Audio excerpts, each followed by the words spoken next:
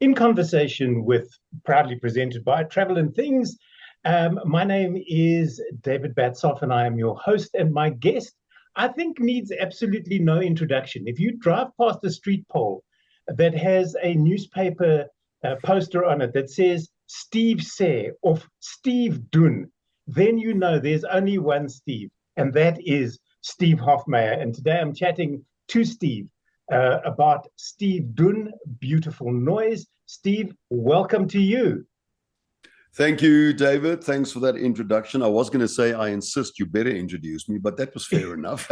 I've spent my life, 40 years of my career, trying to move away from those posters on the walls and on the trees. But it all comes down to 40 years later.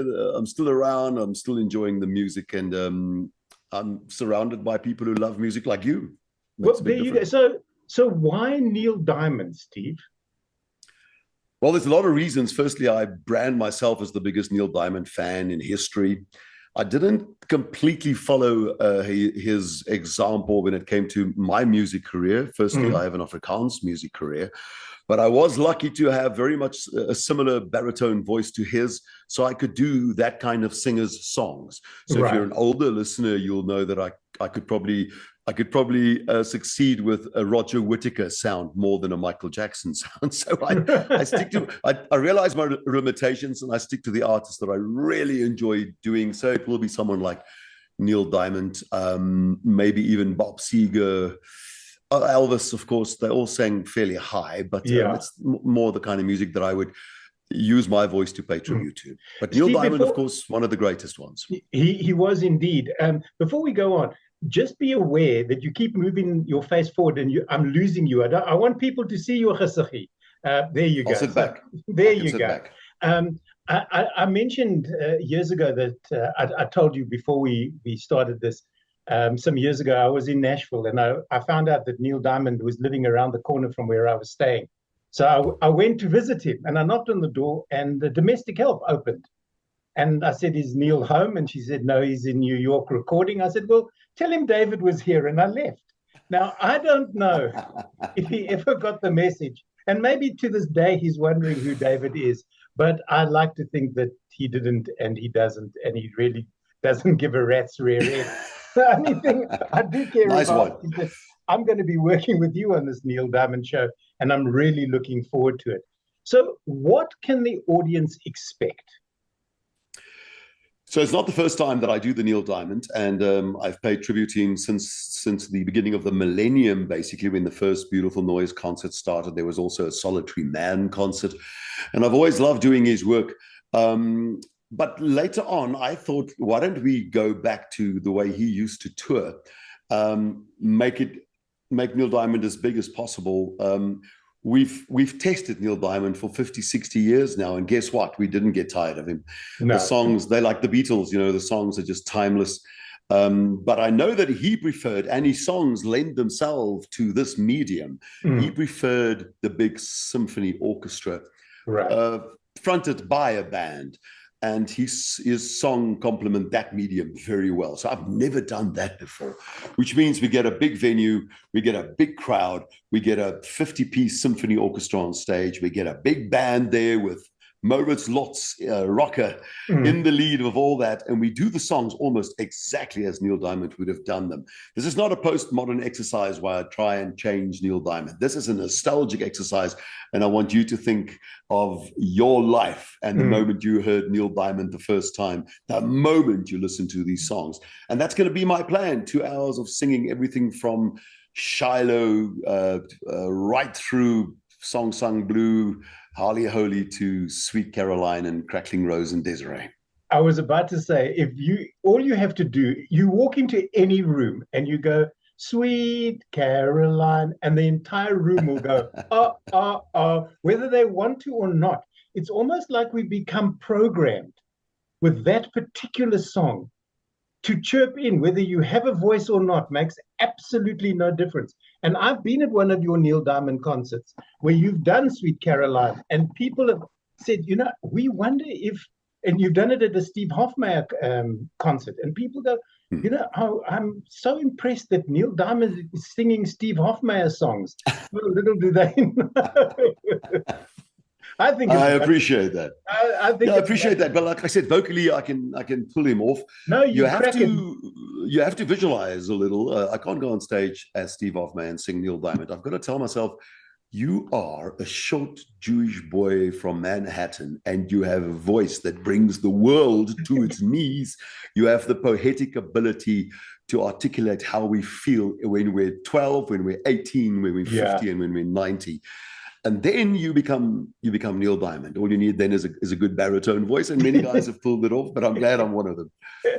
Steve, are there going to be some sort of little known songs, or are you going to stick with the well-known songs that he sung over the years? Now, you see, the moment I say song sung, I've got song sung blue in my head. I heard that. Yeah, there are songs. There are lots of songs. You know, I have a friend, a cricket player called Pat Simcox, a legend in most people's eyes. He discovered the song Hell Yeah, which is not part of the repertoire, but it's one of those songs that came out in the last, let's say, 12 years, which were huge hits and powerful works of a man who has written for 50 years. Yeah. And it's a pity that you won't do a song like that, although Neil Diamond will not be remembered for songs like that. I am taking 2 or 3 songs slightly off center, but I would say 90% of the songs are the ones you know. I've got, you know, Crunchy Granola Suit, which I've never done. I got a song been on my mind,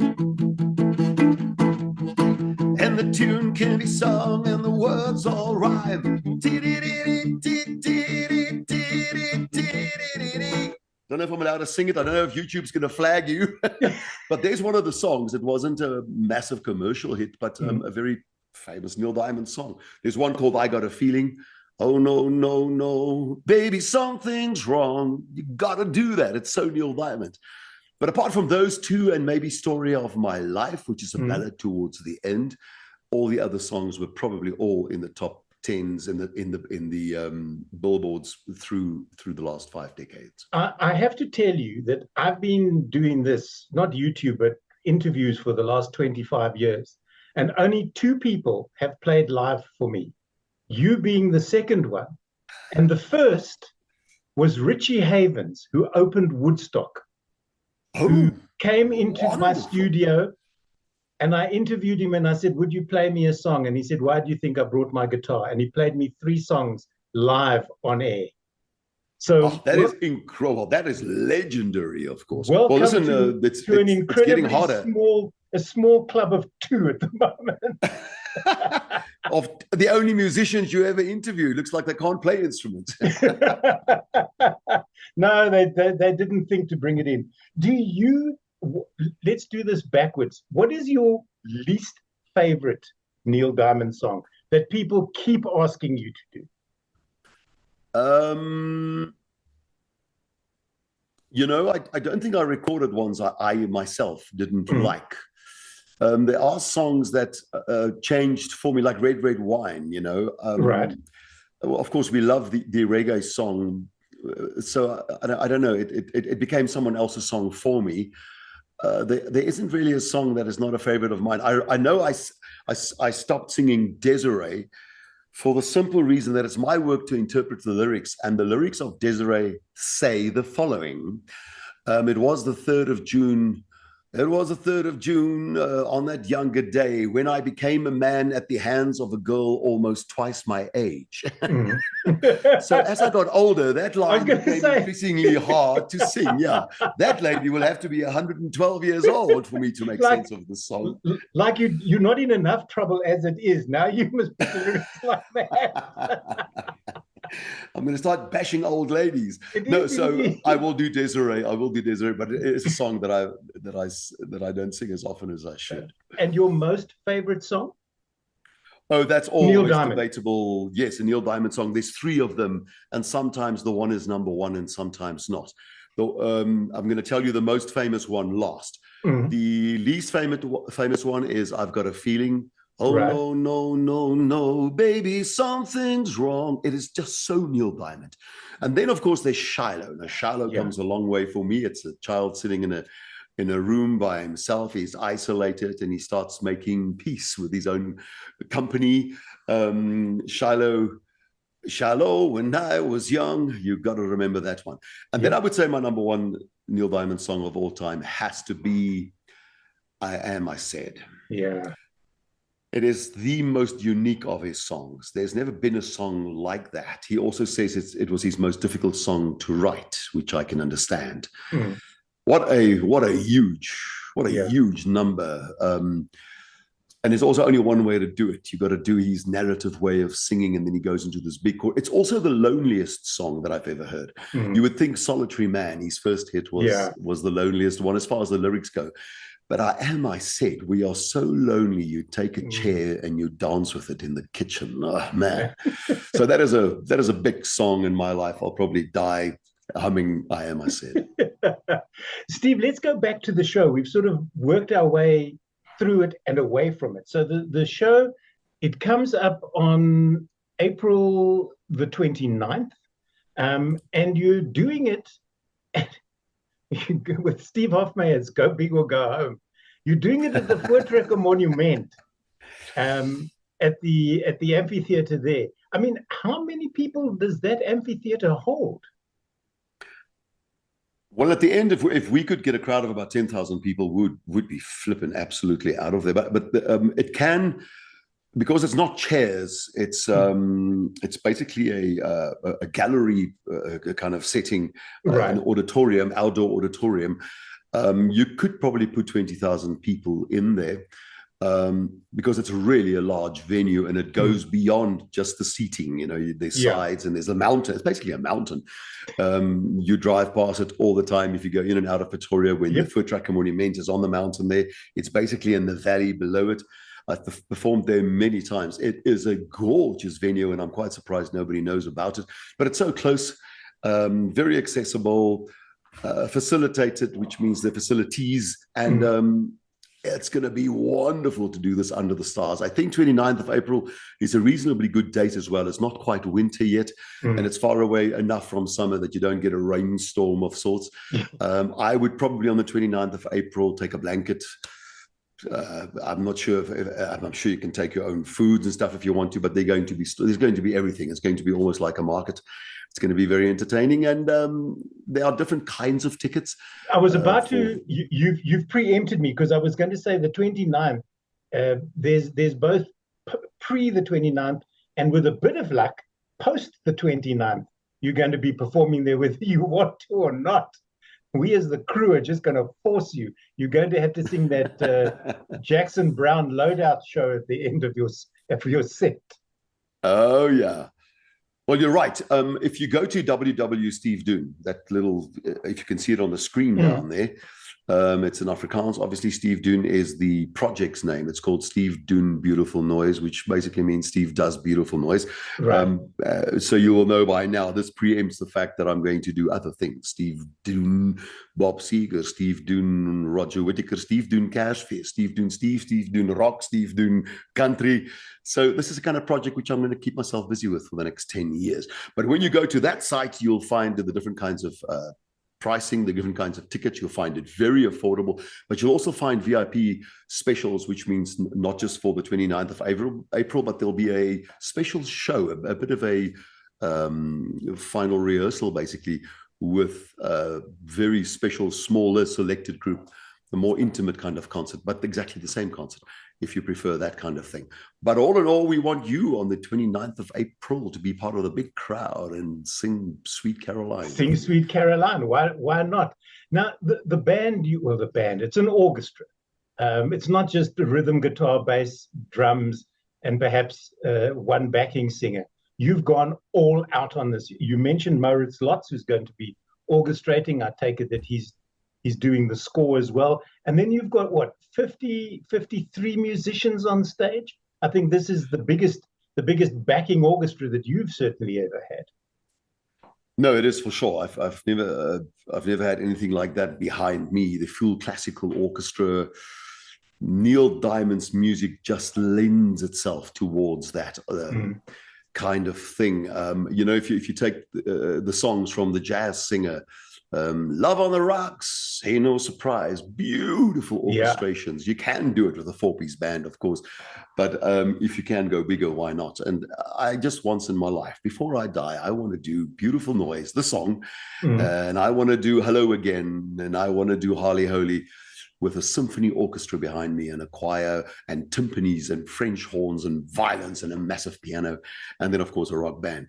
Yeah, so I'm all in it for the sound. It's quite a selfish little exercise. If nobody buys a ticket, I'm going to arrive and I'm going to sing the whole concert, and I'm going to love it. I was going to say, you, Kimberly Stark, myself, and the band. That's it. Yes. Yeah. Listen, and don't be no humility here. We've got to talk about your involvement in this concert, yours and Kimberly's. All right. So you've opened the floodgates now. So you tell, because it's not just you on stage. You suckered me into this. And I think it's all just because of this.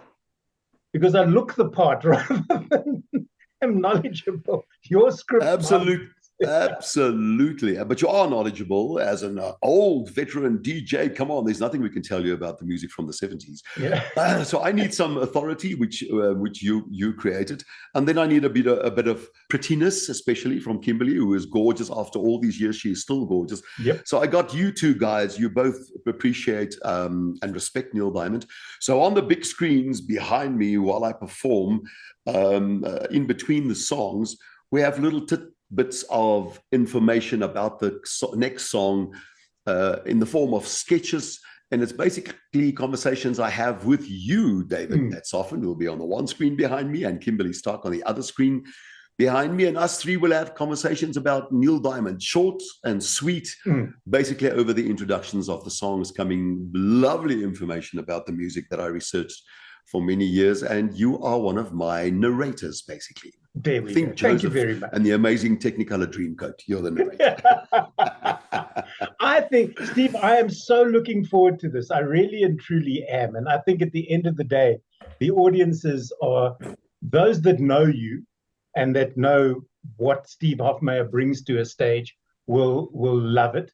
And those who've never seen you before will come, and I know they will be blown away by the quality of the work that you present. People only see you, and we're not going down that road because that's not what this conversation was all about, but people see you in a particular light. Little do they know that you work so hard. You are running around the country like a chicken with your head chopped off. You are performing somewhere. I'm stunned and amazed. You are somewhere almost every night of the week, and certainly every weekend. You are in a different part of our country performing to your fans, and hopefully a generation of new fans that are being brought by their parents and their grandparents. And I think the Neil Diamond, the Steve Doen, and whatever Steve Doens in the future, be it Bob Seger and the Silver Bullet Band, or whatever you decide to do, I think, and I know we'll go from strength to strength, bringing you new viewers and bringing people a different understanding of what Steve is actually all about. My friend, I thank you very much for those kind words. Yes, primarily, I'm an artist. I sing. It is my duty to be informed of my country. I fight the transgressions of my government all the time. But let me tell you something about South Africans. I've never given up on South Africans, not the white ones, not the black ones, not the brown ones, not the other ones. I love South Africans, and the reason why I do well in this country is thanks to South Africans, and I love them. Yeah, so I'll bring them entertainment first. Yeah, every now and then I'll say something controversial because I represent maybe a group, maybe a big group, maybe a small group, but that's just the non-consensual kind of country we live in. At the end of the day, if you listen to none of that and the music is what I am remembered for, I'll be the happiest little activist in the world. All right, now I want to do one shout out to two particular fans of yours that I am sure will be there, and that's Louise and Henrik. And if they watch this, we need Herzogis, we need Devil on Horseback, and we need Biltong. And there's a big crew this time around. Yeah, beautiful. You've got to tell us about that. You know, this comes from 10, 20 years ago when we had a run for Dis Hoe Dit Is, my talk show on Cakenet. It ran for about a decade. David, for most of that, you were on the floor, the manager down there. And we had incredible support. It was one of the few shows in the history of South Africa where people actually pay to come watch the television show, like they do in America. And but it turned out to be fun. And then there were fans who just never missed one recording. And Louise and Hendrik, they are still around. They still come to the concerts, but they always surprised us with some homemade something. Koeksisters and pannenkoeken and Herzog cookies. And yes, I do hope we see them at the concert. I'm so glad you remember them. You know, I've got so many fans like that, are just so loyal, and they make me do this, and they make me smile when I run on stage and I see them sitting there. It's wonderful. Steve, the dates once again, 28th, I think, is the special event, but go to www.stevedoen.co.za, book your tickets there, 28th, 29th, hopefully even the 30th. Come along and just have a jaw. That's what it's going to be. Absolutely. I'm looking forward to it. I'm going to take you through the paces. I think you're going to take me through the paces. I know people sing along to the show. So yeah, if you want a night out, just to forget about the rest of the planet just for 2 hours and come do songs that is part of you, like Ring a Rosies. come do some Sweet Caroline with me. Thanks, David. Great stuff. My guest today here on In Conversation with the inimitable, the one and only Steve Hofmeyr. Steve Doen is on at the Voortrekker Monument. I noticed that both Steve and I refer to it as monument, not monument. It doesn't sound right in English. Everybody is welcome. 29th of April. Book your tickets at www.stevedoen.co.za. Steve, once again, thanks so much for being my guest. I look forward to working with you once again. Dave, thank you. I'm going to leave you and your listeners and viewers. Thank you very much for tuning in. And Dave, I'll see you on stage.